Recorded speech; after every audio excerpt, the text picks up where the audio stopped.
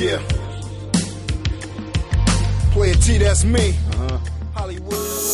This is simply land boy pimpin', show up in the club, a bunch of flashy women, and they all on me. 10 swishes, Gucci bag of killer, got a couple more spots we bout to hit up. All on me. Couple bands in these britches blue. All on me.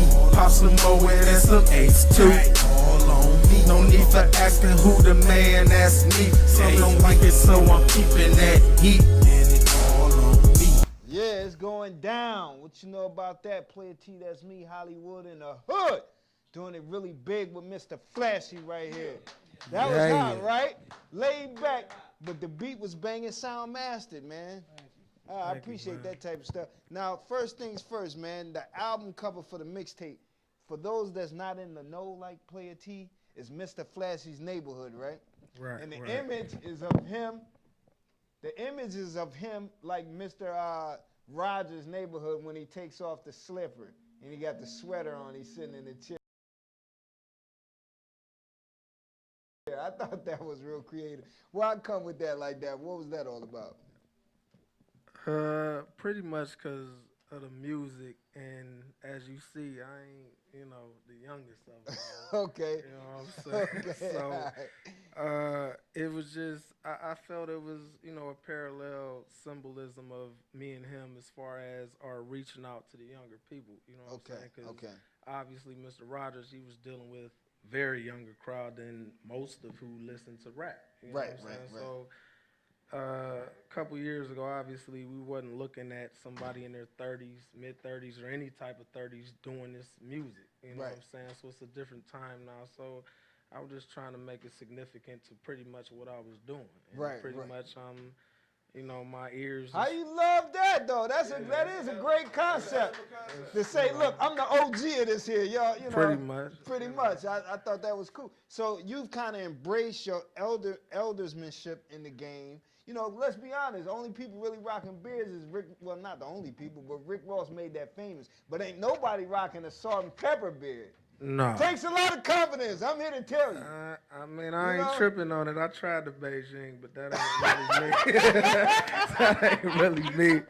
So I had to let that go. It is what it is. It ain't going nowhere. Mr. said, nah, we ain't rocking with the Beijing. Somebody hit me up like, T, would you rock with Nah. Okay, Mr. Flashy's Neighborhood. How many cuts you got on that joint?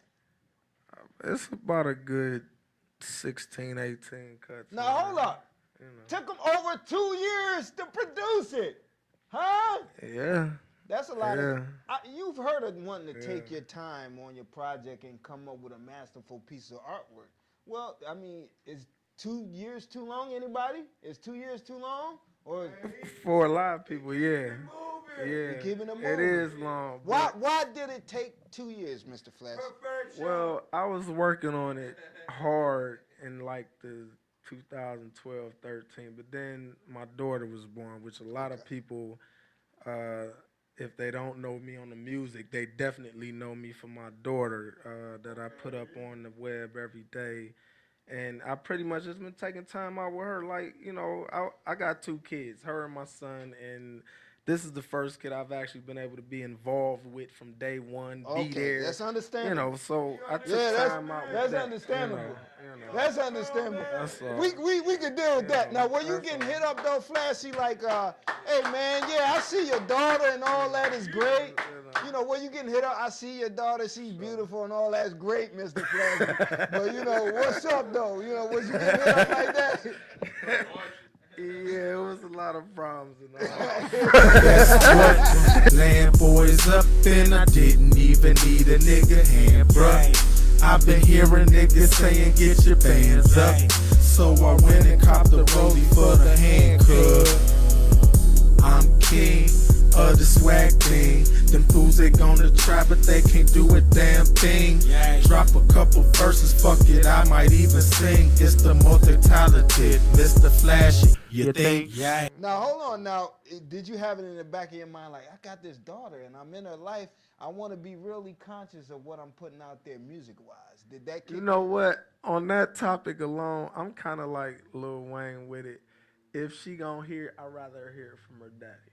Okay. You know what I'm saying? Because I'm not going to sit here and try to paint a perfect picture like, you know, it is what it is. I mean, at the end of the day, I'm a grown man. I did what I did. Her mama's who she is. She did what she did. I mean, I'm not painting no perfect picture, but if anybody going to paint that side of it, I'd rather be her daddy. And so I can come and explain what it is, you know, so she don't take it the wrong way. I can explain where that came from and how it is. I'd rather be I'm glad we have Mr. Flashy because this is a dynamic that we haven't had. You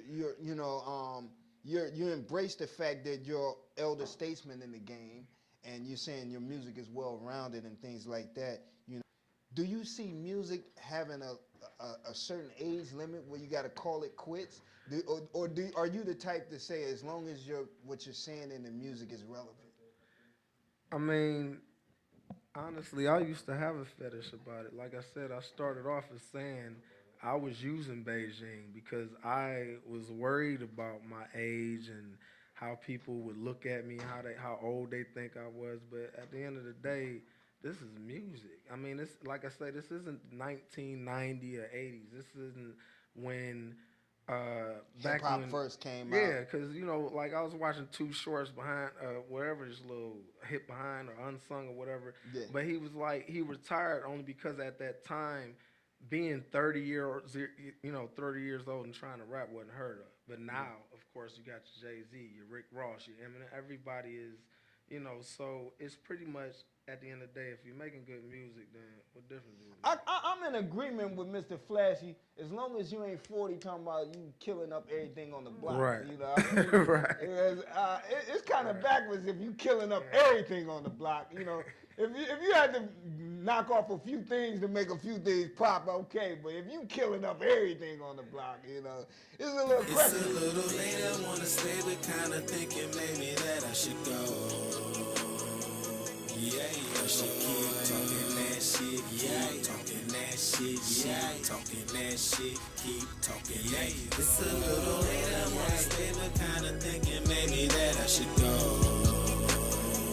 Yeah, I should keep talking that shit, yeah, talking that shit, yeah, talking that shit, keep talking, yeah. It's a little late, I wanna stay, but kinda thinking maybe that I should go.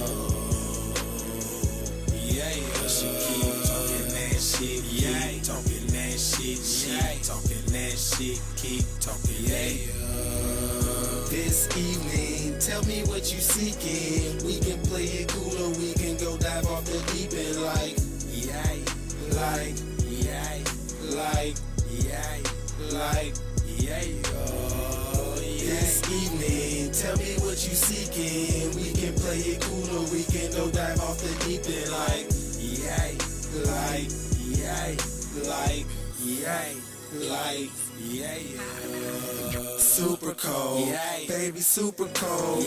Make a nigga quit bothering with these stupid hoes. Never realized it, but she has been watching my promos. Saw me with my clique, but couldn't wait to see me solo. Big booty, she be on the cutie. Said she was a newbie to the swag, but not a groupie. Shorty 23, but her destiny was to be with a flashy swag and Mickey Ficky from CLE.